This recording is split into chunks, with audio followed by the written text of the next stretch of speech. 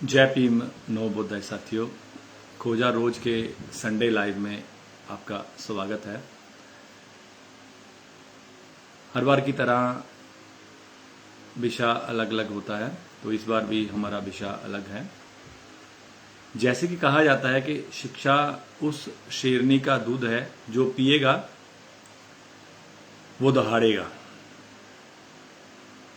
तो पर जो सरकारें हैं वो नहीं चाहती कि कोई उस शेरनी का दूध पिए, शिक्षा ग्रहण करे, एजुकेशन ले और उनके ऊपर ही दहाड़ना शुरू कर दे।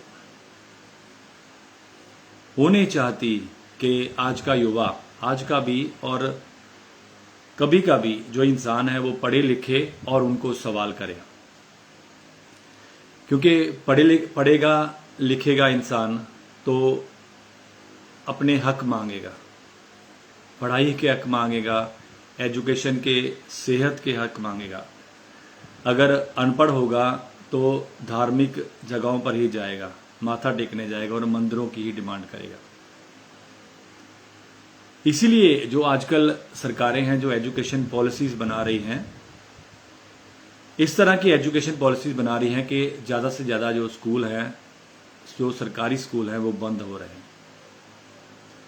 आम लोगों को पता ही नहीं है आम लोग क्या चाहते हैं कि हमारे धार्मिक स्थान बने, हमारे मंदिर बने, हमारे गुरुद्वारे बने, बस उनमें जाकर माथा टेके और जो हमारी प्रॉब्लम्स हैं वो सॉल्व हो जाए। उनको नहीं पता कि अगर हमारा युवा, आज के इंसान पढ़ेंगे और सरकारों से अपना हक मांगेंगे तो हमारी जो मुश्किलें हैं, वो जो हमने चुने हुए पॉलिटिशियन हैं, वो जो हमने चुने हुए नेता हैं, वो उनका हल करेंगे। क्योंकि वो हमारे चुने हुए, लोकतंत्र के हमारे चुने हुए लोग हैं, हमारे नेता हैं। उनको नेता को हमारे देश की, हमारे गांव की, हमारे शहरों की भलाई के लिए हमने वोट देकर बनाया है।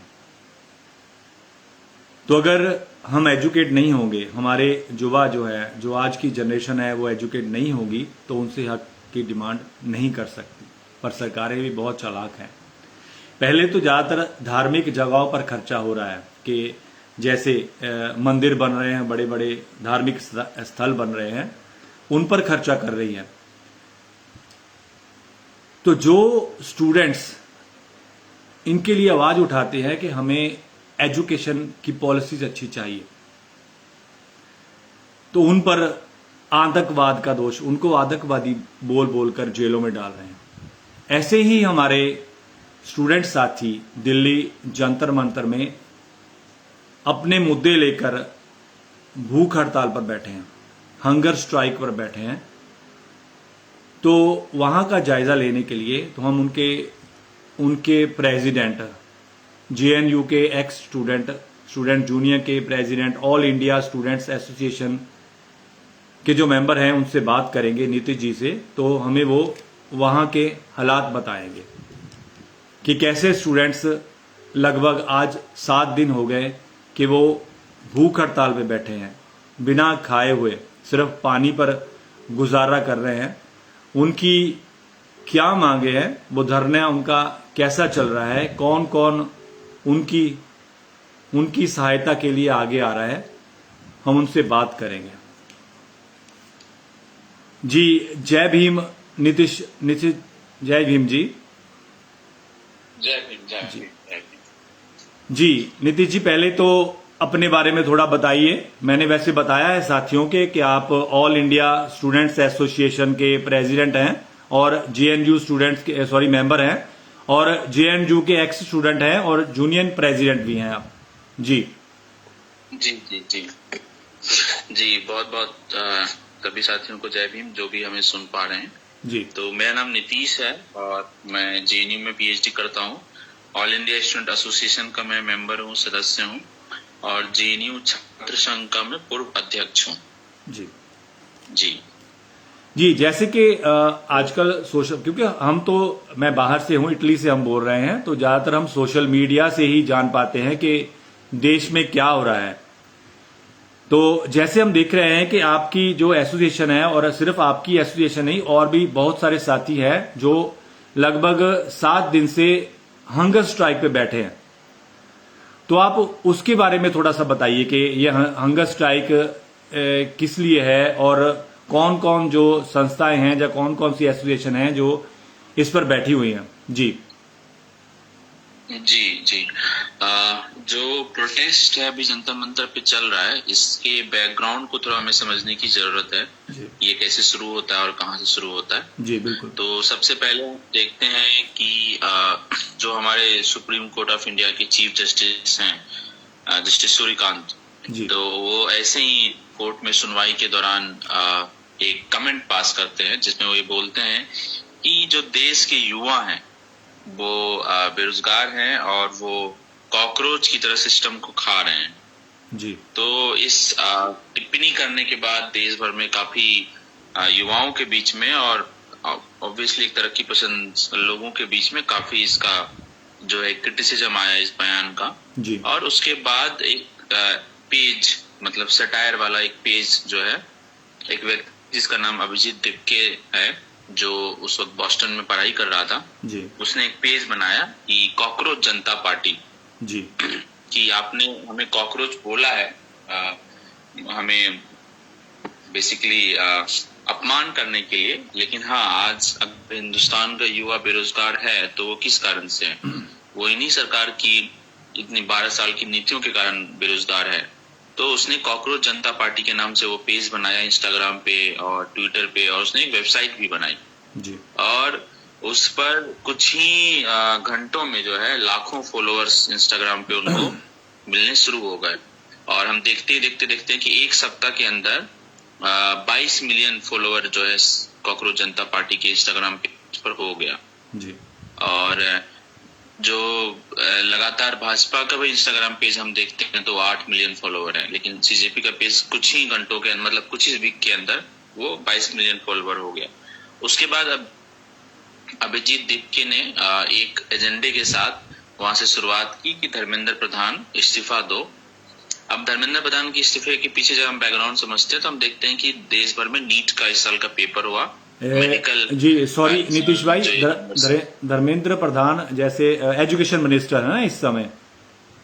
जी जी जी, अभी शिक्षा मंत्री है वो। जी शिक्षा मंत्री। तो नीट का जो पेपर हुआ, जो देश भर में मेडिकल कॉलेजेस में एडमिशन के लिए एग्जाम होता है, वो हम देखते हैं कि पेपर लीक हो गया। और उस नीट के पेपर में लगभग 22 लाख छात्र छात्राएं बैठते हैं।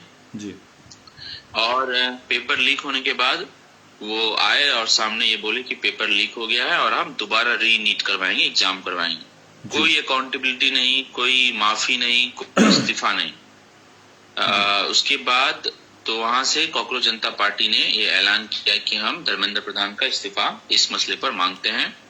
और वहां से वो एक आंदोलन ऑनलाइन स्वरूप में शुरू हुआ। कुछ ही घंटों के अंदर दोबारा हम देखते हैं कि लाखों लोगों ने पिटीशन इस बात पे साइन किया, ऑनलाइन पिटीशन की धर्मेंद्र प्रधान मस्ट रिजाइन। जी। तो ये शिक्षा के सवाल पर एक ऑनलाइन जो है सटायर जिस तरीके से शुरू हुआ, एक सीरियस टर्न लेना वहां से शुरू होता है। और उसके बाद ये ऑनलाइन ही कुछ दिनों तक चला। जी।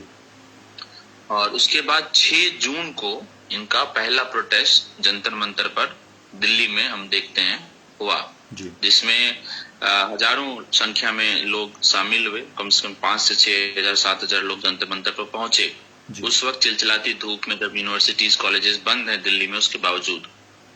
और वहां से इस बात के साथ कि धर्मेंद्र प्रधान को इस्तीफा देना पड़ेगा। जी। कि जो 20 से अधिक छात्राओं ने नीट के पेपर लीक होने के कारण सुसाइड किया, और हम उसको सुसाइड नहीं बोल रहे, हम उसको इंस्टीट्यूशनल मर्डर बोल रहे हैं। ये सांस्थानिक हत्या है जो सिस्टम की लापरवाही के कारण हुआ है। बिल्कुल। तो ये इस्तीफा का डिमांड वहां से शुरू होता है। और हम ये देखते हैं कि ये पहला रेजिग्नेशन नहीं, पहला पेपर लीक नहीं है जो कि नीट में हुआ है। इसके पीछे देश भर में 7 सालों में 70 से ज्यादा पेपर लीक हुए हैं कम से कम।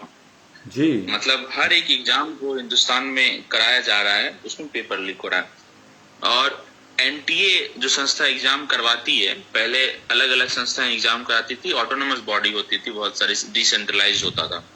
अब ये हो गया है कि एग्जाम करवाने के लिए भारत सरकार ने एक ही एजेंसी बनाई जिसका नाम एनटीए है, नेशनल टेस्टिंग एजेंसी। जी। और इसके तहत एग्जाम करवाती है। और एनटीए के ही कंडक्ट कराए गए एग्जाम में 7 सालों में 70 से ज्यादा पेपर लीक हुए हैं। तो हम लोगों ने ये भी डिमांड किया है कि 7 सालों में 70 से ज्यादा पेपर लीक होने के कारण धर्मेंद्र प्रधान के इस्तीफे, तो एक बात है, वो तो देना पड़ेगा, वो अकाउंटेबिलिटी है कि 22 से अधिक छात्रों ने हत्याएं की है, उनका हत्या आपने किया है, उसकी जिम्मेदारी आपको लेना पड़ेगा। लेकिन एनटीए जो संस्था एग्जाम करवाती है उसको भी बंद करना पड़ेगा और डिसेंट्रलाइज तरीके से स्टेट को अपना अपना ऑटोनॉमी दिया जाए, उस तरीके से एग्जाम करवाया जाए जी। तो उसके बाद 6 जून को जब जंतर मंतर पे पहला प्रोटेस्ट हुआ, उसके बाद कोई सुनवाई नहीं होने के कारण देश भर में अलग अलग जगह प्रोटेस्ट हुआ और उसके बाद फाइनली 20 जून को जंतर मंतर पर अनिश्चितकालीन धरना प्रदर्शन में जो है हम लोग बैठ गए वहां पर, सीजेपी के कॉल के आह्वान पर। आयशा छात्र संगठन भी और भी दिल्ली भर के तमाम तरक्की पसंद छात्र संगठन वहां पर छात्र संगठन बैठे और वो धरना प्रदर्शन लगभग 7 से 8 दिन चला और उसके बाद हम देखते हैं कि उसके बाद भी कोई सुनवाई नहीं होती है। दिल्ली पुलिस लगातार पानी काट रही है, बिजली काट रही है, इस तरीके के काम कर रही है, लोगों को एंट्री नहीं करने दे रही थी, आधार कार्ड चेक कर रही थी। और उसके बाद सोनम वांगचुक वहां पर आए और उन्होंने बोला कि हम अनिश्चितकालीन भूख हड़ताल करेंगे और भूख हड़ताल, उनके कॉल के आह्वान पर आयशा के भी 6 साथी भूख हड़ताल पर बैठे और इसके अलावा भी 13 और साथी अलग अलग राज्य से इंडिविजुअल तरीके से वो लोग भी भूख हड़ताल पर बैठे और ये भूख हड़ताल अभी जारी है। आज भूख हड़ताल का 8वां दिन है। दिल्ली की चिलचिलाती धूप में, मतलब दिल्ली आप समझिए कि अभी भट्टी बनी हुई गर्मी है यहाँ पे 40-45 डिग्री सेल्सियस, उस गर्मी में और बारिश भी हो रही है, मतलब धूप बारिश नहीं हो रही है तो बहुत ज्यादा गर्मी है और जब गर्मी है तो जब बारिश हो रही है तो हमारे टेंट में पानी लगातार गिर जा रहा है, लोगों को सोने की दिक्कत हो रही है। तो इन तमाम समस्याओं के बावजूद लोग अभी जंतर मंतर पर हजारों लोग डटे हुए हैं इसी डिमांड के साथ कि धर्मेंद्र प्रधान को इस्तीफा देना पड़ेगा और एनटीए जैसी भ्रष्ट संस्था को बंद करना पड़ेगा। अच्छा, जैसे और इस पूरे प्रोटेस्ट जी बोलिए जी आप बोलिए जी। जैसे ना मैं आपका सोशल मीडिया पे देख रहा था तो मैंने सुना था कि जो नीट का एग्जाम है ये तो एक लक्षण दिखाई दे रहा है, बीमारी का लक्षण दिखाई दे रहा है, बीमारी बहुत बड़ी है। जैसे कि नेहा जी बोल रही थी कि जो देश का लोकतंत्र है वो भी खतरे में आजकल नजर आ रहा है। आप एजुकेशन सिस्टम के जरिए से, मतलब कि आप क्योंकि स्टूडेंट हैं तो आप एजुकेशन के बारे में ज्यादा जानते हैं कि कैसे स्टूडेंट्स को एजुकेशन में क्या क्या प्रॉब्लम आ रही है, कहां कहां पॉलिसीज जो है वो सही नहीं है जो होनी चाहिए थी। इसके बारे में भी थोड़ा बताइए कि क्या और भी क्या है बीमारी, मेन बीमारी क्या है। और जी बिल्कुल सही सवाल पूछा आपने।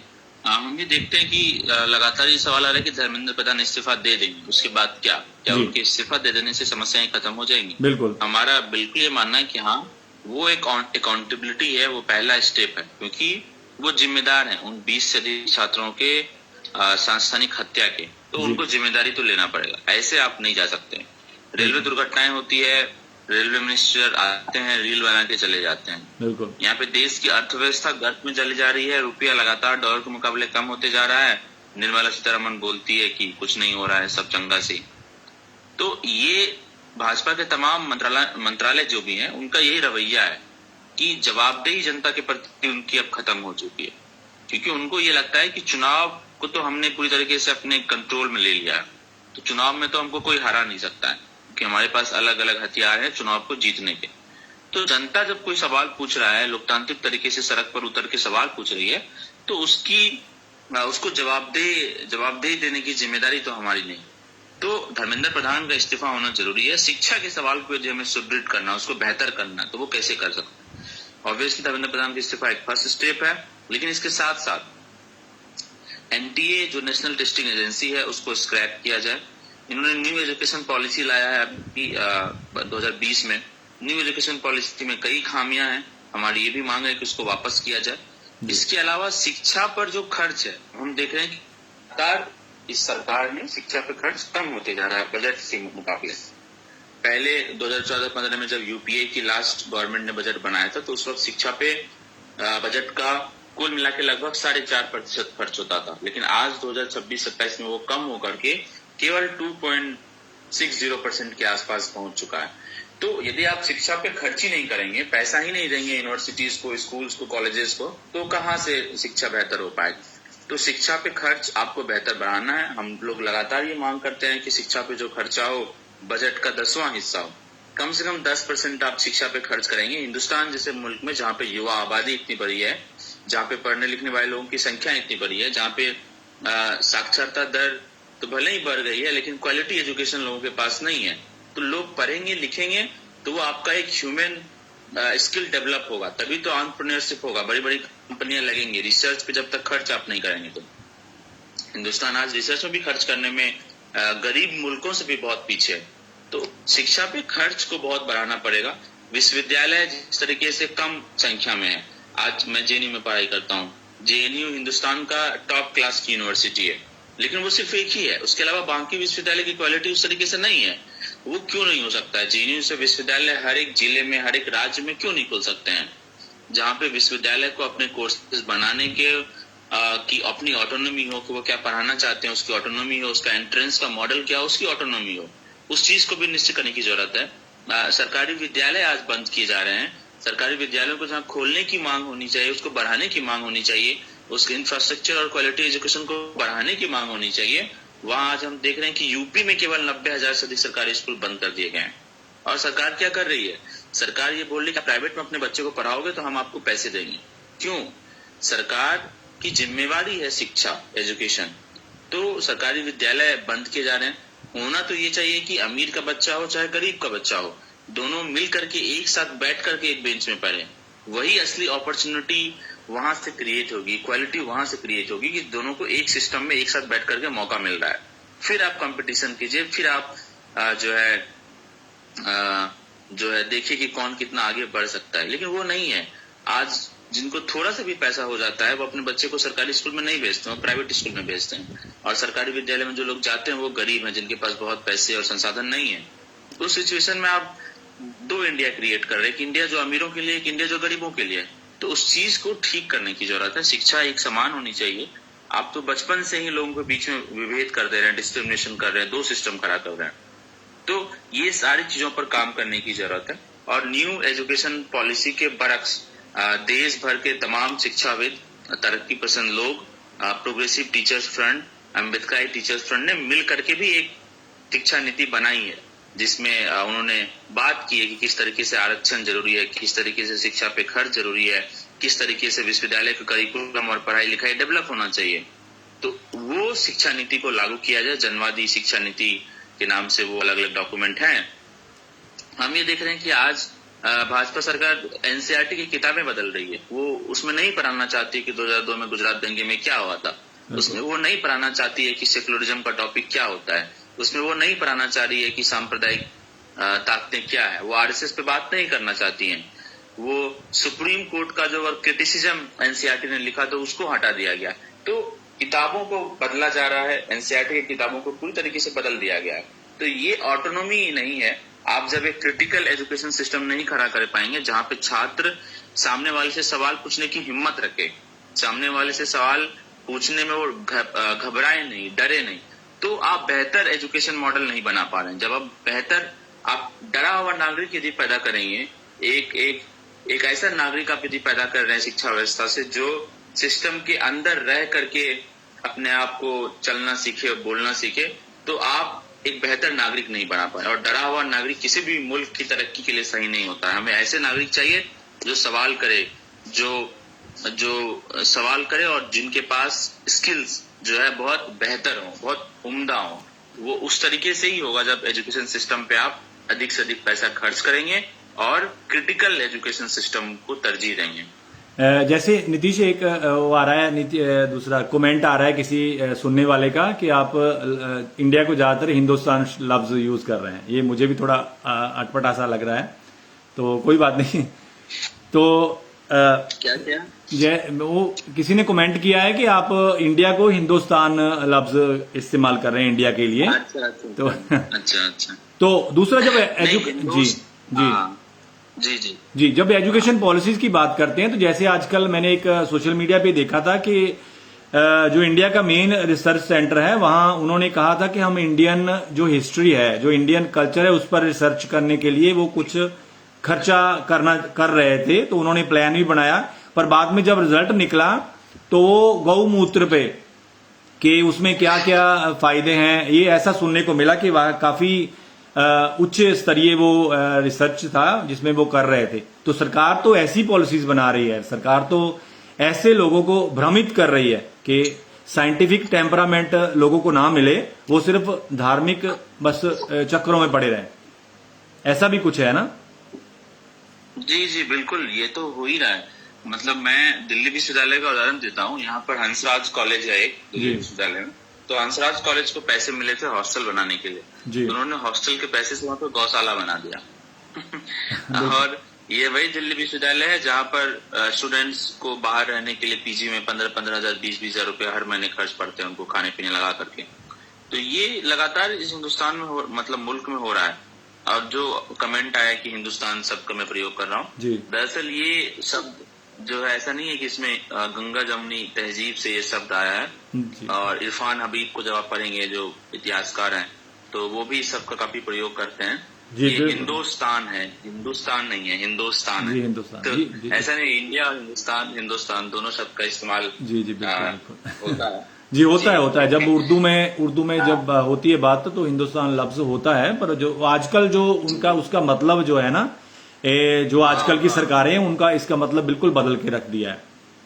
जी तो जो सरकार की पॉलिसीज हैं वो तो हम जो अगर दबाव भी डालेंगे तो ज्यादातर सरकारें चाहती हैं कि ऐसा ही सिस्टम बना रहे, पर लोगों को जो जागृति है वो मुझे लगता है उसकी बहुत ज्यादा कमी है। जैसे लोग पिछले सालों में जब उन्होंने मंदिर की डिमांड की और बहुत सारे लोगों ने कहा कि नहीं, हमें मंदिर नहीं चाहिए, हमें यूनिवर्सिटी चाहिए, हमें हॉस्पिटल चाहिए।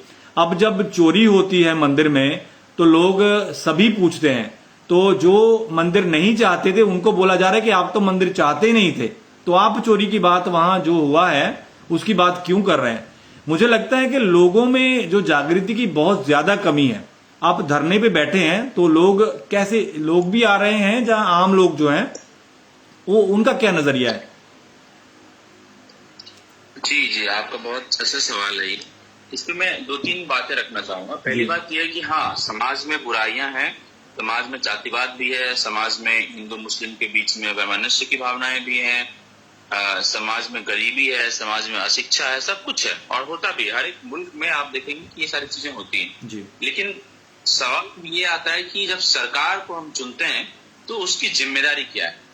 सरकार उस गरीबी के खिलाफ काम करती है। सरकार अगर किसी दो समुदाय के बीच में हिंसा की भावना है, वैमनस्य की भावना है, तो उसके खिलाफ काम करती है। सरकार जातिवाद के खिलाफ काम करेगी। लेकिन भाजपा की सरकार में हम देखते हैं कि ये नहीं होता है। वो समाज की इन तमाम बुराइयों को सैंक्शन करती है, वो उसको प्रोत्साहन देती है, उसका इस्तेमाल करती है। ये पिछले 12 सालों में आप देखेंगे कि हुआ है। वो किस तरीके से हुआ है? जातिवाद की घटनाओं को आप देखें, हम देख रहे हैं कि लगातार चारों तरफ दलितों के खिलाफ जिस तरीके से हिंसा बढ़ी, गौ मांस के आरोप में उनको मारा गया, मॉब लिंचिंग किया गया, जबरदस्ती जय श्री राम बुलवाने की कोशिश की गई। दूसरी तरफ फिर हम हिंदू मुस्लिम के बीच में लगातार देख रहे हैं कि मॉब लिंचिंग की घटनाएं जिस तरीके से बढ़ी मुल्क में। फिर हम देख रहे हैं कि जो क्रिटिकल वॉइसेस हैं, जो सरकार के खिलाफ प्रदर्शन कर रहे हैं, जो आवाज उठा रहे हैं, उनके खिलाफ बोल रहा है, वो सरकार के खिलाफ बोलने को मुल्क के खिलाफ बोलने की बात बोल रहे हैं। ये बोल रहे हैं कि देश के खिलाफ हो गया, गवर्नमेंट का क्रिटिसिज्म को उन्होंने इक्वल बना दिया नेशन का क्रिटिसिज्म। हम देख रहे हैं कि 2019 में जब किसान प्रोटेस्ट कर रहे हैं फार्मर्स बिल के खिलाफ, तो वहां पे ये बोला जा रहा है कि ये खालिस्तानी है। जब हम देखते हैं कि देश में एंटी एनआरसी का प्रोटेस्ट हो रहा है तो वहां पे उनको बोला जा रहा है कि ये पाकिस्तानी है, नक्सली है। जब जेएनयू के छात्र प्रोटेस्ट कर रहे हैं तो उनको अर्बन नक्सल बोला जा रहा है। जब नोएडा मानेसर में भी हाल फिलहाल में मजदूर प्रोटेस्ट कर रहे थे तो उनको भी बोल दिया कि पाकिस्तान से फंडिंग लेकर के आए। और आज जब जंतर मंतर पे हमारा प्रदर्शन चल रहा है तो धर्मेंद्र प्रधान जो उन 20 छात्रों की हत्या पर एक टिप्पणी तक नहीं कर पाए, एक ट्वीट तक नहीं कर पाए, वो जंतर मंतर पे उन छात्रों को ये बोल रहे हैं कि ये दहशतगर्द की बी टीम है। नितिन नवीन जो भाजपा के अभी राष्ट्रीय अध्यक्ष हैं, बिहार से ही आते हैं, वो ये बोल रहे हैं कि ये वायरस लोग निकल करके आ गए हैं और भारतीय जनता पार्टी के कार्यकर्ताओं को इन वायरस का जो है मरम्मत करना है, इनको जवाब देना पड़ेगा। तो ये इनका टूल किट पहले काफी चला, पाकिस्तानी बोल देना, खालिस्तानी बोल देना, अर्बन नक्सली बोल देना, नक्सली बोल देना, लेकिन अब ये टूल किट जनता के बीच में चल नहीं पा रहा है इनका, क्योंकि जनता अब इस बात को समझ चुकी है कि मैं अब जंतर मंतर का ही प्रोटेस्ट आपको बताता हूँ। कई सारे प्रोटेस्टर ऐसे लोग हैं जो एक समय में भाजपा के वोटर्स हुआ करते थे, जो एक समय में भाजपा को उन्होंने वोट किया है, जो एक समय मोदी की हिंदू मुस्लिम राजनीति के समर्थक हुआ करते थे, मुसलमानों के खिलाफ नफरत उगलते थे। आज 10 से 12 सालों में उनकी हालत ये हो गई है, वो बेरोजगार है, उनके पास खाने के लिए पीने के लिए नहीं है। आज नीट के बच्चे 5-5 लाख 10 लाख रुपए देकर के जिन गार्जियनों ने अपने बच्चों को एग्जाम तैयारी करने के लिए नीट पे पैसे खर्च किए, उनका पेपर लीक हो रहा है, वो लोग जंतर मंतर के प्रोटेस्ट में आ रहे हैं। और 20 से अधिक छात्र जिन्होंने जिनका इंस्टीट्यूशनल मर्डर हुआ है, उनके पेरेंट्स आ रहे हैं, वो सब urban middle class, upper middle class के लोग हैं। कई सारे आर्मी वेटरन हैं, कई सारे लोग गुजरात से आते हैं। तो इस प्रकार की लोग जो है जंतर मंतर के प्रोटेस्ट में धर्मेंद्र प्रधान के इस्तीफे की मांग के समर्थन में जंतर मंतर पर जुड़ रहे हैं। और ऐसे लोग हैं जो भाजपा के एक समय पे वोटर हुआ करते थे, वो आज खड़े होकर के जंतर मंतर के मंच से ये बात बोल रहे हैं कि हिंदू मुस्लिम की राजनीति नहीं चलेगी। वो खड़े होकर के इस बात को बोल रहे हैं कि जातिवाद नहीं चलेगा। तो आप तमाम अरबों खरबों रुपयों का इस्तेमाल किए इस बात का कि इस मुल्क की जो गंगा जमुनी तहजीब है, इस मुल्क का जो आपसी भाईचारा है, इस मुल्क का जो सभी धर्मों का एक साथ रहने का जो खूबसूरती है, आप उसको तोड़ने की कोशिश किए। कुछ हद तक आपको लगा कि हम सक्सेसफुल भी हो गए हैं, लेकिन आज लोगों ने उन तमाम नफरतों को पार करते हुए, हिंसा को पार करते हुए, आपसी वैमनस्यता को पार करते हुए आज जंतर मंतर पर इकट्ठा हो रहे हैं। और हिंदू मुस्लिम सिख ईसाई तमाम धर्मों के लोग एक साथ वहां पर इसी बात को बोल रहे हैं कि धर्मेंद्र प्रधान को इस्तीफा देना पड़ेगा, शिक्षा सिस्टम खराब हो गया है। और लोग सिर्फ इसी बात पे नहीं बोल रहे हैं कि धर्मेंद्र प्रधान का इस्तीफा हो, वो ये बात बोल रहे हैं कि धर्मेंद्र प्रधान का इस्तीफा तो एक चीज है, लेकिन इस पूरी की पूरी भाजपा सरकार ने जिस तरीके से असली मुद्दों से लोगों का ध्यान भटका करके धर्म की राजनीति की तरफ ढकेला, उसको भी खत्म करने की जरूरत है। आने वाले वक्त में जब चुनाव हो इन मुल्क में, तो उस वक्त इस बात को ध्यान रखा जाए कि हम असली मुद्दों पर पार्टी को वोट करें, ना कि धर्म की राजनीति पर पार्टी को वोट करें। अच्छा, तो लोगों के बीच में जी सॉरी, हाँ, इतनी कमियां थी।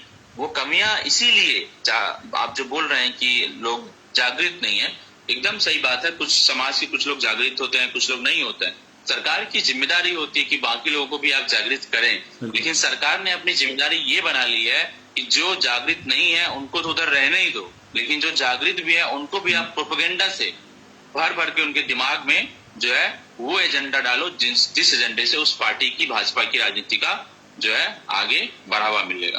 तो ये बात, जैसे आपने पॉजिटिविटी बताई कि कुछ लोग और स्टूडेंट्स भी आ रहे हैं और पेरेंट्स भी आ रहे हैं, सपोर्ट कर रहे हैं। जैसे मैं देखा कि कुछ विद्यार्थी आपके जो प्रोटेस्ट पे बैठे हैं वो बीमार भी हो रहे हैं, उन्हें हॉस्पिटल भी, जैसे दानिश अली जी, उनको हॉस्पिटल पहुंचाया गया। तो क्या सपोर्ट भी हो रहा है, लोगों का सपोर्ट भी आपको मिल रहा है कि सपोर्ट कर रहे हैं लोग वहां आकर मेंटली, जहां जी इकोनॉमिकली, या किस तरह कुछ सपोर्ट हो रहा है? जी, एकदम लोगों का सपोर्ट हो रहा है। मैं आपको बता रहा हूं कि जिन छात्रों ने सुसाइड किया, जिनकी सांस्थानिक हत्या हुई, उनके पेरेंट्स वहां पर आ रहे हैं और वो बोल रहे हैं कि मतलब मैं तो भाजपा का ही समर्थक हुआ करता था, लेकिन बताइए छोटे छोटे बच्चों को ये मंत्री लोग बोल रहे हैं कि दहशतगर्द हैं। आपने देखा होगा जो गुजरात से एक व्यक्ति था, उसके बच्चे केवल 10-12 साल का उम्र था, जी सॉरी 14 साल का उम्र था उनका, उसने सुसाइड किया। उसके पिताजी आए थे यहाँ और बोल रहे थे कि बताइए कि इनको दहशतगर्द बोल रहे हैं, कैसी सरकार है। तो ये आमायरा एक बच्ची है, एक लड़की है, उसके माँ पिताजी आए, मन से उन्होंने अपनी बातें रखी। उस दिन का पूरा खाना जंतर मंतर पे उन्होंने ही लोगों को खिलवाया। तो इस तरीके से वहां पर लोग आ रहे हैं, जुट रहे हैं और समर्थन दे रहे हैं। दिल्ली की जनता भी निकल करके आ रही है, बातचीत कर रही है। और हाँ, छात्रों की तबीयत बिगड़ रही है, लगातार एम्बुलेंस में विजुअल्स आते होंगे, लेकिन हाँ, हौसले पर डटे हुए लोग हैं। ऐसा सभी 6 लोग बैठे थे, दानिश की तबीयत कल बिगड़ गई थी तो उनको भूख हड़ताल तोड़ना पड़ा। अभी 5 लोग हैं जो तो हम लोग और लोग बैठेंगे, लेकिन तब तक बैठे रहेंगे जब तक धर्मेंद्र प्रधान इस्तीफा नहीं देते और ये सिस्टम को ठीक करने की शुरुआत वहां से शुरू नहीं हो पाती है। अच्छा, प्रशासन और मीडिया का क्या रोल है? वो भी कुछ आ रही है आपकी खबर लेने या नहीं आ रही? क्या वो किस तरह है प्रशासन और मीडिया? देखिए, प्रशासन तो कुछ नहीं है, मतलब कोई रिस्पांस नहीं है भूख हड़ताल पे, कोई मिलने भी नहीं आ रहा है, कोई डेलीगेशन भी नहीं आ रहा है गवर्नमेंट का किसी भी तरीके से जी। लेकिन मीडिया का जहां तक सवाल है तो मेन स्ट्रीम मीडिया जिसको हम लोग बोलते हैं, हालांकि मैं मेन स्ट्रीम मानता नहीं हूँ, टीवी मीडिया जिसको हम लोग बोलते हैं, जितने गोदी मीडिया हमारे हैं, वो कोई कवर करने नहीं आता वहां पर। हाँ, लेकिन इंस्टाग्राम और यूट्यूबर्स जो है वहां पर काफी है। और ये मूवमेंट, ये आंदोलन ज्यादातर मैं समझता हूँ कि इंस्टाग्राम से ही निकला हुआ आंदोलन है। सोशल मीडिया में भी इंस्टाग्राम से निकला हुआ आंदोलन है। तो वहां पर हर एक इंडिविजुअल अकाउंट, हर एक व्यक्ति का मोबाइल, वो अपने आप में एक चैनल बन गया है कि कुछ भी घटनाएं होती है वो खुद रिकॉर्ड करते हैं और अपने इंस्टाग्राम पे डालते हैं और वहां से वो हर जगह फैल जाता है। तो आजकल लोग कोई टीवी के सामने बैठ के न्यूज देखता भी नहीं है। बिल्कुल। आजकल लोग सोशल मीडिया ही चलाते हैं और उसी से वो न्यूज देखते हैं और समझते हैं। और जिस तरीके से गोदी मीडिया ने नफरत फैलाया है हिंदू मुस्लिम की राजनीति करके, तो उसको कोई देखने तो जाता नहीं है, उसका मजाक बनता है हर जगह। अच्छा, कोई दूसरी पॉलिटिकल पार्टी, जो पॉलिटिकल पार्टीज हैं, जो ऑपोजिशन है, कोई है ऐसा, कोई आ रहा है जो कहता है कि हम आपके साथ बैठेंगे या किस तरह? जी, ऑपोजिशन पार्टीज में अभी तक कम्युनिस्ट पार्टी में तीनों धरे, सीपीआई, सीपीएम, सीपीएमएल लिबरेशन, और फिर टीएमसी, डीएमके, आम आदमी पार्टी और समाजवादी पार्टी में अखिलेश ने समर्थन किया था, बट अभी तक उनकी तरफ से कोई आया नहीं है।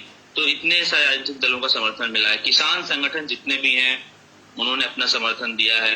संयुक्त किसान मोर्चा ने अपना समर्थन दिया है। टीचर्स ऑर्गेनाइजेशन जितने हैं उन्होंने अपना समर्थन दिया है। लेबर यूनियन जितने हैं उन्होंने अपना समर्थन दिया है। यूथ ऑर्गेनाइजेशन जितने हैं उन्होंने अपना समर्थन दिया है। स्टूडेंट ऑर्गेनाइजेशन तो पहले दिन से ही प्रोटेस्ट में लगे हुए हैं, डटे हुए हैं। केवल कांग्रेस और एनएसवाई जो है इस प्रोटेस्ट से अभी तक उन्होंने अपना दूरी बना के रखा। बाकी लगभग तमाम राजनीतिक दल समर्थन में आए हैं। अच्छा, जैसे देखा है कि सोशल मीडिया पे कि यूथ और पेरेंट्स बहुत आ रहे हैं प्रोटेस्ट में और सोशल एक्टिविटीज भी आ रहे हैं, तो जैसे कई कंट्रोवर्शियल सवाल करते हैं कि इस प्रोटेस्ट को हाईजैक ना हो जाए। जैसे पहले भी जंतर मंतर में बड़े प्रोटेस्ट हुए हैं और वो हाईजैक हो गए किसी पॉलिटिकल पार्टी के तरह से या दूसरी तरह, वो हाईजैक, ऐसा कुछ क्या सोचते हैं आप इसके बारे में? नहीं, अभी तक तो ऐसा कुछ नहीं है, बट हाँ मतलब ये सारी समस्याएं रहती है। आप आंदोलन में जब रहते हैं तो ये सारी चीजों को आपको देखना पड़ता है कि किसी खास विचारधारा के लोग आकर के इसको हाईजैक नहीं, खास करके वो विचारधारा जिसके खिलाफ आप लड़ाई लड़ रहे हैं, जो भाजपा के खिलाफ आप लड़ाई लड़ रहे हैं जी। तो ऐसा तो अभी तक नहीं हुआ है, क्योंकि एक शार्प क्रिटिसिज्म बीजेपी का, आरएसएस का और उनकी राजनीति का उस मंच से रहा है। लगातार हमने इस बात को बोला है कि किस तरीके से भाजपा, नरेंद्र मोदी ने चुनावों को हाईजैक किया है, किस तरीके से उन्होंने वोट चोरी किया है, किस तरीके से वो चंदा चोरी किया है, किस तरीके से उन्होंने हिंदू मुस्लिम की राजनीति की है, किस तरीके से उनके मंत्री के पार्टी के लोगों ने प्रोटेस्टर्स को दहशतगर्द बोला है। तो वो क्रिटिसिज्म एक रहा है वहां से शार्प। तो अभी तक तो कोई भाजपा, आरएसएस का लोग वहां पे नहीं दिखा है जो डायरेक्ट वहां से आकर के अपनी बात कहने की कोशिश करे। तो हाईजैक वाला अभी तो कोई समस्या नहीं है। अच्छा, आंदोलन हाईजैक है, लेकिन वो युवाओं के द्वारा हाईजैक है, छात्रों के द्वारा हाईजैक है, किसी राजनीतिक दल के द्वारा हाईजैक नहीं है। ये बिल्कुल बहुत अच्छी बात है कि अभी तक स्टूडेंट्स के हाथ में कंट्रोल है सारा। तो ये बहुत अच्छी बात है कि किसी और पॉलिटिकल पार्टी के हाथ में ये आंदोलन अभी तक गया नहीं, तो अच्छी बात है, ये पॉजिटिव बात है। अच्छा नीतीश, जाते जाते आप बताएं कि आप जो स्टूडेंट्स, जहाँ जो पेरेंट्स डरते हैं कि अगर हमारे बच्चे आंदोलन में बैठ गए तो उनका फ्यूचर खराब हो जाएगा, उनकी पढ़ाई खराब हो जाएगी, उनके लिए क्या मैसेज है? उनके लिए अगर कोई मैसेज है आपके पास को? नहीं, वही बात है कि सही बात है, छात्रों का मुख्य काम होता है पढ़ाई करना। लेकिन यदि पढ़ाई सही से नहीं हो पा रही है, यदि सही से एजुकेशन नहीं मिल पा रहा है, तो उनकी लड़ाई तो कोई और आके नहीं करेगा ना, उनके गार्जियन तो नहीं करेंगे या कोई दूसरे मुल्क के लोग आकर के नहीं करेंगे, वो लड़ाई तो आपको ही करनी पड़ेगी। सभी को शिक्षा मिले एक समान, सभी लोग पढ़ाई कर पाए, पेपर लीक नहीं हो, सही से वैकेंसीज आए, नौकरियां जनरेट हो। तो अगर उस सवाल पर हर व्यक्ति केवल अपने इंडिविजुअल तरीके से सोचेगा कि नहीं मैं तो अमीर हूं तो मैं अपने बच्चे को कहीं पढ़ा लूंगा, अच्छे से दिखा दूंगा, सिस्टम में सेट करा दूंगा, लेकिन बाकी लोग अपना देखें, तो इस तरीके से तो एक कोई भी कंट्री और एक संवैधानिक मुल्क का नागरिक तो नहीं सोच सकता है। तो एकदम सही बात है, छात्रों का मुख्य काम पढ़ाई करना है, लेकिन अगर वो पढ़ाई सही से नहीं हो पा रही है तो उस वक्त छात्रों का सबसे प्रमुख काम यही बात है कि वो इस बात पर बोले और इस बात पर जो संभव हो सके इकट्ठा होकर के इसको दुरुस्त करें कि सभी लोग पढ़ाई कर पाए। तो इस पर काम करना चाहिए। तो डरने की कोई जरूरत नहीं है। भगत सिंह हमारे सामने उदाहरण स्वरूप हैं, जिन्होंने अपने लेख छात्र और राजनीति में लिखा है कि किस तरीके से स्टूडेंट को जरूरत पड़ती है कि वो पॉलिटिक्स और राजनीति में अपनी दखलंदाजी करे, क्योंकि मुल्क उसी से बनता है, उसी से आगे बढ़ता है। तो अगर पढ़ाई सही से नहीं हो पा रही है तो आप छात्र और हम छात्र तो पढ़ाई नहीं कर पा रहे हैं, तो फिर हमें तो उस चीज को दुरुस्त करने के लिए, उसको ठीक करने के लिए सड़कों पर आना पड़ेगा। जी बिल्कुल। तो जो सोशल मीडिया पे जैसे हमारे जैसे लोग बैठे हैं, जो बाहर एनआरआईज बैठे हैं, तो आप क्या सपोर्ट चाहते हैं? क्या है, कुछ है ऐसा कि हम कुछ हेल्प कर सके किसी तरह की? हाँ, मतलब बिल्कुल आप सोशल मीडिया पे हैं, आप जिस तरीके से हमारे और आपके बीच में संवाद हुआ है, ये भी वहां पर बैठे लोगों को सुनने को मिलेगा, इससे भी मदद होगी। इसके अलावा आप भी अपने सोशल मीडिया पर इन आंदोलनों के समर्थन में लिख सकते हैं, बोल सकते हैं।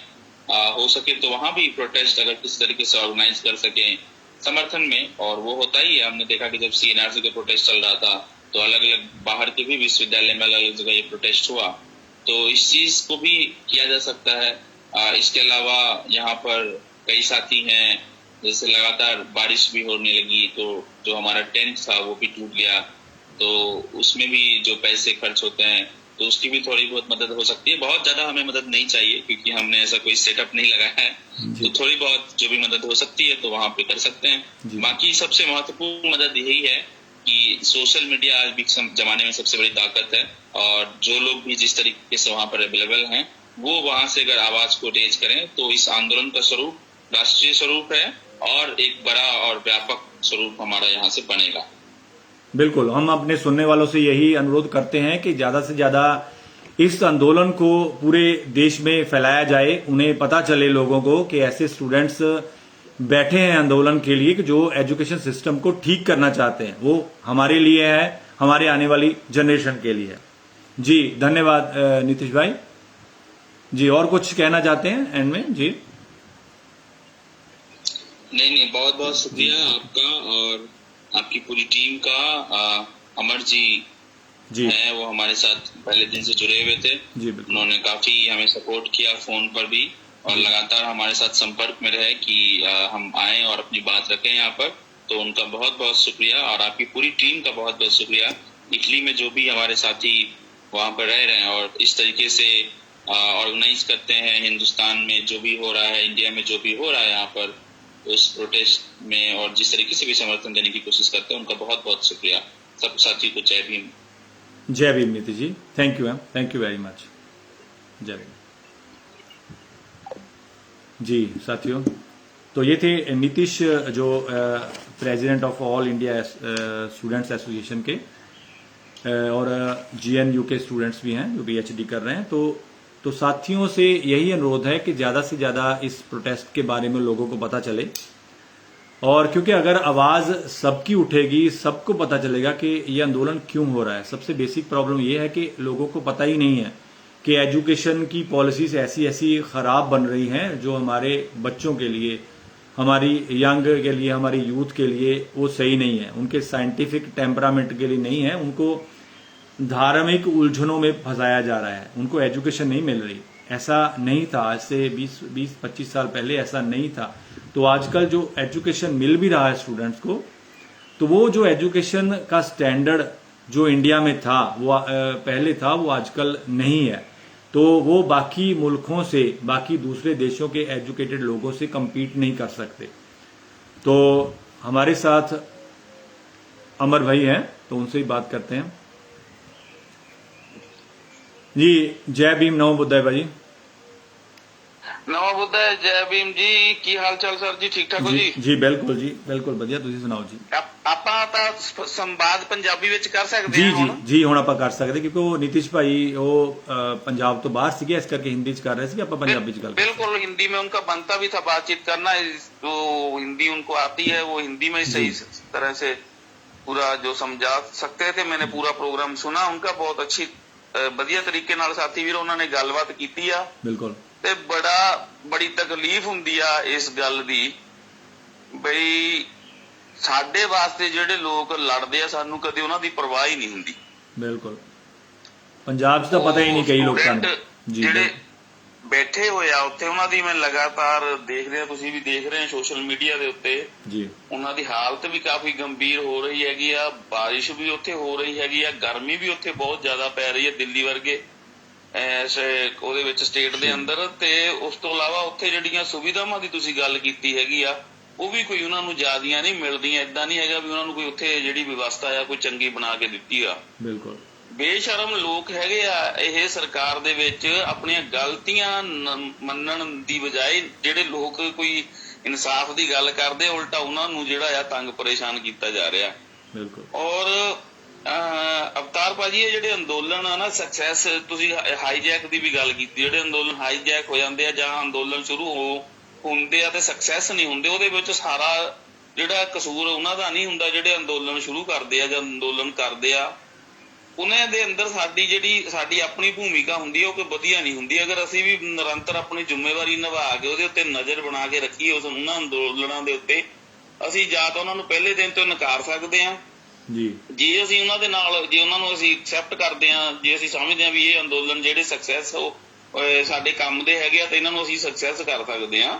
ਕੋਈ ਵੀ ਅੰਦੋਲਨ ਹਾਈਜੈਕ ਨਹੀਂ ਹੋ ਸਕਦਾ, ਕੋਈ ਵੀ ਅੰਦੋਲਨ ਫੇਲ ਨਹੀਂ ਹੋ ਸਕਦਾ ਜੇ ਲੋਕ ਜਾਗਦੇ ਹੋਣ ਤਾਂ। ਬਿਲਕੁਲ।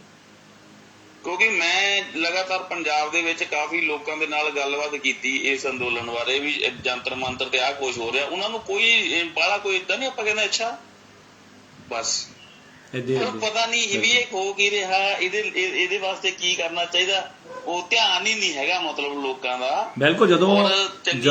ਜਦੋਂ ਭਾਜੀ ਨੀਤਿਸ਼ ਨਾਲ ਫੋਨ ਤੇ ਮੇਰੀ ਗੱਲ ਹੋਈ ਪਹਿਲਾਂ 1 ਘੰਟਾ ਪਹਿਲਾਂ, ਤੇ ਉਹਨਾਂ ਨੂੰ ਮੈਂ ਖੁਦ ਕਿਹਾ ਵੀ ਪੰਜਾਬੀ ਲੋਕਾਂ ਨੂੰ ਸਾਡਿਆਂ ਨੂੰ ਪਤਾ ਹੀ ਨਹੀਂ ਜ਼ਿਆਦਾਤਰ ਬਈ ਇਹ ਪ੍ਰੋਟੈਸਟ ਹੋ ਰਿਹਾ ਪੜਨ।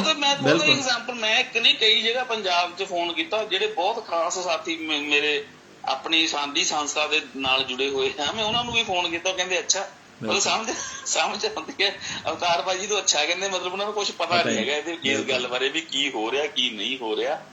ਤੇ ਤੁਸੀਂ ਹਿਸਾਬ ਲਾ ਸਕਦੇ ਆ, ਤਾਂ ਫਿਰ ਸਰਕਾਰਾਂ ਨੇ ਇਹੀ ਕੁਝ ਕਰਨਾ, ਤੇ ਉੱਥੇ 1000 ਰੁਪਏ ਲਈ ਭੰਗੜੇ ਪਾਏ ਜਾ ਰਹੇ ਆ। ਚੰਗੇ ਸਾਰੇ, ਚਲੋ ਚੰਗੇ ਘਰ ਦੀਆਂ ਬੀਬੀਆਂ, ਸਾਰਿਆਂ ਦਾ ਅਸੀਂ ਇੱਜ਼ਤ ਮਾਣ ਕਰਦੇ, ਚੰਗੇ ਘਰ ਦੀਆਂ ਬੀਬੀਆਂ ਜਿਹੜੀਆਂ ਚੰਗੇ 5-5 ਹਜ਼ਾਰ ਦੇ ਸੂਟ ਪਾ ਕੇ, ਤਾਂ 10-10 ਹਜ਼ਾਰ 20-20 ਹਜ਼ਾਰ ਦੇ ਹੱਥ ਵਿੱਚ ਮੋਬਾਈਲ ਫੜ ਕੇ, ਤੇ ਉਹ 1000 ਰੁਪਏ ਦੇ ਗਿੱਧੇ ਭੰਗੜੇ ਪਾ ਰਹੇ ਆ ਲੋਕ ਧਾਰਮਿਕ ਜਗ੍ਹਾ ਤੇ। ਸਰਕਾਰ ਨੇ ਸਾਨੂੰ 1000 ਰੁਪਏ ਦਿੱਤਾ। ਉਹ ਜਿਹੜੀ ਐਜੂਕੇਸ਼ਨ ਦਾ ਜਿਹੜਾ ਭੱਠਾ ਜਿਹੜਾ ਬੈਠਾ ਹੋਇਆ ਆ, ਜਿਹੜਾ ਬੁਰੇ ਤਰੀਕੇ ਨਾਲ ਜਿਹੜੀ ਵਿਵਸਥਾ ਖਰਾਬ ਹੋਈ ਪਈ ਹੈ, ਜਿਹੜਾ ਉਹਨਾਂ ਦੇ ਬੱਚਿਆਂ ਦਾ ਭਵਿੱਖ, ਜਿਹੜਾ ਫਿਊਚਰ ਜਿਹੜਾ ਆ ਜਿਹਨੇ ਬ੍ਰਾਈਟ ਕਰਨਾ, ਉਹ ਐਜੂਕੇਸ਼ਨ ਦਾ ਬੇੜਾ ਬੈਠਾ ਪਿਆ। ਉਹਦੇ ਉੱਤੇ ਬੋਲਣ ਲਈ, ਉਹਦੇ ਉੱਤੇ ਸਮਰਥਨ ਕਰਨ ਲਈ ਕੋਈ ਵੀ ਤਿਆਰ ਨਹੀਂ ਹੈਗਾ। ਬੜੀ ਹਾਸੋਹੀਣੀ ਗੱਲ ਹੈਗੀ ਹੈ ਜੀ ਇਹ। ਉਹਨਾਂ ਨੂੰ ਇਹ ਨਹੀਂ ਪਤਾ ਭਾਜੀ ਵੀ ਜਿਹੜਾ 1000 ਰੁਪਈਆ ਜਾਂ 1500 ਰੁਪਈਆ ਅਕਾਊਂਟ 'ਚ ਆਇਆ, ਜੇ ਉਹਨਾਂ ਦੇ ਬੱਚੇ ਪੜ੍ਹ ਲਿਖ ਕੇ ਆਏ ਤਾਂ 1000 ਰੁਪਏ ਤਾਂ ਉਹਨਾਂ ਦੀ ਦਿਹਾੜੀ ਵੀ ਨਹੀਂ। 1000 ਤੋਂ ਜ਼ਿਆਦਾ ਉਹਨਾਂ ਨੇ ਆਪਣੀ ਦਿਹਾੜੀ ਬੱਚੇ ਨੇ ਕਮਾਣੀ ਹੈ। ਜਦੋਂ ਅੱਛੇ ਡਾਕਟਰ ਬਣ ਗਏ, ਅੱਛੇ ਇੰਜੀਨੀਅਰ ਬਣ ਗਏ, ਅੱਛੇ ਬਿਜ਼ਨਸਮੈਨ ਬਣ ਗਏ, ਤਾਂ ਇੰਨੇ ਪੈਸੇ ਉਹਨਾਂ ਲਈ ਕੀ ਆ। ਤੇ ਪਰ ਨਹੀਂ, ਲੋਕਾਂ ਨੂੰ ਨੌਲੇਜ ਹੀ ਨਹੀਂ। ਉਹ ਲੋਕੀ ਬਸ ਚਾਹੁੰਦੇ ਆ ਕਿ ਜਿਹੜੀ ਸਾਨੂੰ ਜੋ ਸਰਕਾਰ ਜਿੱਦਾਂ ਕਹਿੰਦੇ ਨੇ ਵੀ ਜਾਂਦੇ ਚੋਰ ਦੀ ਲੰਗੋਟੀ ਸਹੀ, ਮਤਲਬ ਇੰਨਾ ਕੁ ਮਿਲ ਕੇ ਉਹ 'ਚ ਹੀ ਖੁਸ਼ ਵਾ। ਉਹਦੇ ਵਿੱਚ ਨਾ ਡਾਕਟਰ ਰੀਤੂ ਜੀ ਹੈਗੇ ਆ ਆਪਣੇ ਜੀ, ਪ੍ਰੋਫੈਸਰ ਰੀਤੂ ਜੀ, ਮੈਂ ਉਹਨਾਂ ਦੀ ਜਿਹੜੀ ਭਾਸ਼ਣ ਸੁਣਦਾ ਸੀਗਾ ਇੱਕ ਦਿਨ, ਤੇ ਉਹ ਬਹੁਤ ਵਧੀਆ ਗੱਲ ਕਰਦੇ ਪਏ ਸੀਗੇ।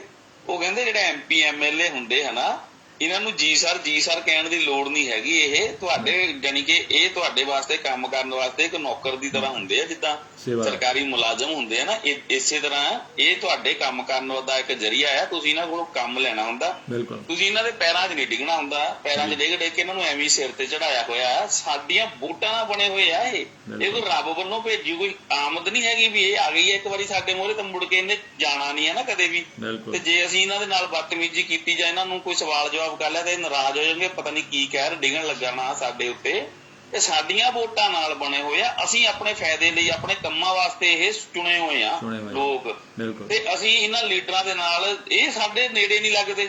ਜਿੱਦਾਂ ਸਾਨੂੰ ਕੋਈ ਕੋਡ ਨਹੀਂ ਹੋਇਆ ਹੁੰਦਾ, ਏਦਾਂ ਸਾਡੇ ਕੋਲੋਂ ਸਾਨੂੰ ਧੱਕੇ ਮਰਵਾਉਂਦੇ ਲੋਕਾਂ ਕੋਲੋਂ, ਆਪਣੇ ਪੁਲਿਸ ਆਫਿਸਰਾਂ ਕੋਲੋਂ, ਜਾਂ ਜਿਹੜੇ ਇਹਨਾਂ ਨੇ ਬਾਉਂਸਰ ਰੱਖੇ ਆ ਨਾਲ, ਉਹਨਾਂ ਕੋਲੋਂ ਸਾਨੂੰ ਧੱਕੇ ਮਰਵਾਉਂਦੇ ਆ, ਸਾਡੇ ਨੇੜੇ ਨਹੀਂ, ਸਾਨੂੰ ਨੇੜੇ ਨਹੀਂ ਆਉਣ ਦਿੰਦੇ, ਸਾਡੀ ਗੱਲ ਨਹੀਂ ਸੁਣਦੇ। ਉਹਦਾ ਕਾਰਨ ਇਹ ਵੀ ਅਸੀਂ ਭੂਏ ਚੜਾਏ ਆ, ਇਹ ਅਸੀਂ ਹਵਾ ਦਿੱਤੀ ਹੈ ਇਹਨਾਂ ਨੂੰ, ਦਿਹਾੜੀਦਾਰਾਂ ਨੂੰ। ਬਿਲਕੁਲ ਬਿਲਕੁਲ ਕਿ ਨਹੀਂ, ਅਗਰ ਅਸੀਂ ਇਹਨਾਂ ਦੇ ਨਾਲ ਸੰਵਾਦ ਕਰਨ ਦਾ ਜ਼ਰੂਰਤ ਰੱਖਦੇ ਹੁੰਦੇ, ਗੱਲ ਕਰਨ ਦੀ ਜ਼ਰੂਰਤ ਰੱਖਦੇ ਹੁੰਦੇ, ਆਪਣੇ ਮਸਲਿਆਂ ਦੇ ਉੱਤੇ ਗੱਲ ਕਰਨ ਵਾਸਤੇ ਇਹਨਾਂ ਨੂੰ ਕਹਿੰਦੇ ਹੁੰਦੇ, ਤਾਂ ਇਹ ਏਦਾਂ ਕਦੀ ਸਾਡੇ ਨਾਲ ਬੇਮੁਖ ਹੋ ਕੇ ਲੰਘ ਜਾਂਦੇ, ਸਾਡੇ ਕੋਲ ਪਰੇ ਹੋ ਕੇ ਖੜ ਜਾਂਦੇ।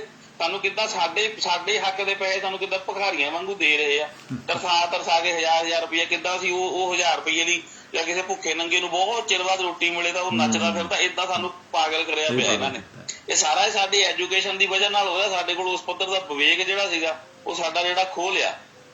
ਜਾਗਰਤੀ ਜਿਹੜੀ ਆ ਵੀ ਲੋਕਾਂ ਨੂੰ ਪਤਾ ਲੱਗਣਾ ਚਾਹੀਦਾ, ਨੌਲੇਜ ਹੋਣੀ ਚਾਹੀਦੀ ਲੋਕਾਂ ਨੂੰ, ਉਹ ਖੋਹ ਲਿਆ ਹੈ।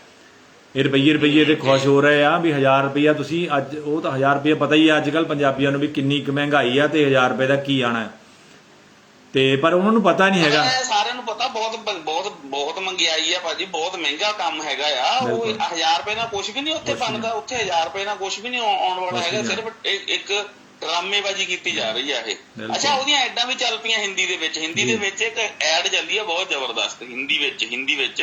ਉਹ ਦੁੱਧ ਲੈਣ ਜਾਂਦੀ, ਕਹਿੰਦੀ ਅੱਧਾ ਕਿਲੋ ਦੁੱਧ ਦੇ ਦਿਓ। ਉਹ ਕਹਿੰਦਾ ਸੌਰੀ ਕਹਿੰਦੀ ਅੱਧਾ ਕਿਲੋ ਨਹੀਂ, ਅੱਜ ਮੈਨੂੰ ਕਿਲੋ ਦੁੱਧ ਦੇ ਦਿਓ। ਕਹਿੰਦੀ, ਉਹ ਕਹਿੰਦਾ ਅੱਗੇ ਤਾਂ ਤੂੰ ਰੋਜ਼ ਅੱਧਾ ਕਿਲੋ ਲੈਣੀ ਆ ਦੁੱਧ। ਕਹਿੰਦਾ ਨਹੀਂ, ਹਿੰਦੀ ਵਿੱਚ ਬੋਲਦੀ ਆ। ਉਹ ਕਹਿੰਦੀ ਹੁਣ ਮੈਂ ਅੱਧਾ ਕਿਲੋ ਨਹੀਂ, ਹੁਣ ਮੈਂ ਕਿਲੋ ਦੁੱਧ ਲਿਆ ਕਰਨਾ, ਕਿਉਂਕਿ ਮੇਰਾ ਭਰਾ ਮੈਨੂੰ ਪੈਸੇ ਪਾਉਂਦਾ। ਬਾਅਦ ਵਿੱਚ ਉਹ ਧੰਨਵਾਦ ਕਰਦੀ ਭਗਵੰਤ ਮਾਨ ਜੀ ਆਪਣੇ, ਉਹ ਮੈਨੂੰ ਪੈਸੇ ਦਿੱਤੇ। ਮੈਨੂੰ ਲੱਗਦਾ 70-80 ਰੁਪਏ ਕਿਲੋ ਦੁੱਧ ਹੋਣਾ। ਅੱਛਾ, ਇੰਡੀਆ ਕਿੰਨਾ ਦੁੱਧ ਕਿਲੋ ਹੋਊਗਾ ਆਈ ਥਿੰਕ, ਮੈਨੂੰ ਹੁਣ ਯਾਦ ਨਹੀਂ ਹੋਊਗਾ ਕੁਛ ਇੰਨਾ। ਹਾਂਜੀ, ਇੰਨਾ ਕੀ ਹੋਣਾ ਜੀ। 60 ਰੁਪਏ ਦਾ 70 ਰੁਪਏ ਦਾ ਕਿਲੋ ਦੁੱਧ ਹੋਣਾ ਆ, ਤੇ 1000 ਰੁਪਏ ਦੇ ਨਾਲ ਰੋਜ਼ ਦਾ ਕਿਲੋ ਦੁੱਧ ਲਊਗੀ ਤਾਂ ਉਹਦਾ ਕੱਲਾ ਦੁੱਧ ਹੀ ਹੋਣਾ 8-9 ਦਿਨ ਉਹਦਾ ਦੁੱਧ ਹੀ ਆਣਾ। ਬਾਅਦ ਚੋਂ ਕੀ ਕਰਨਾ ਫਿਰ, ਹੋਰ ਵੀ ਕੁਛ ਕਰਨਾ, ਸਿਰਫ ਦੁੱਧ ਹੀ ਲੈਣਾ। ਕੱਲਾ ਕਿਲੋ ਦੁੱਧ ਦੇ ਨਾਲ ਕੋਈ ਜ਼ਿੰਦਗੀ ਗੁਜ਼ਰ ਬਸਰ ਕਰ ਲੂ ਆਪਣੀ। ਬਿਲਕੁਲ, ਕਿੱਦਾਂ ਬੇਵਕੂਫ ਬਣਾਇਆ ਜਾ ਰਿਹਾ।